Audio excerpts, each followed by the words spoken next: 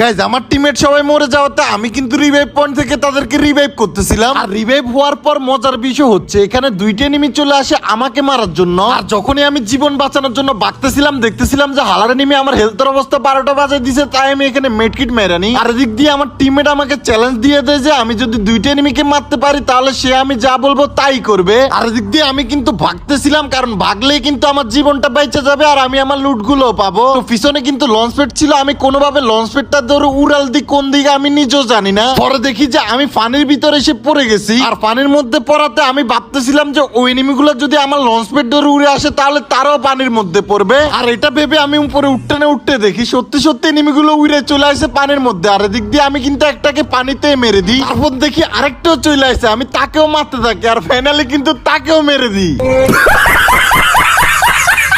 তারপর আমি তাদেরকে এখানে দাঁড়িয়ে দাঁড়িয়ে ইমোট দিতেছিলাম। সত্যি বলতে ওই সময় আমার সেই পরিমাণ হাসি পাইছিল। আর আমার টিমমেটরা ভাবছিল আমি এত পুরো কেমনে হয়ে গেছি যে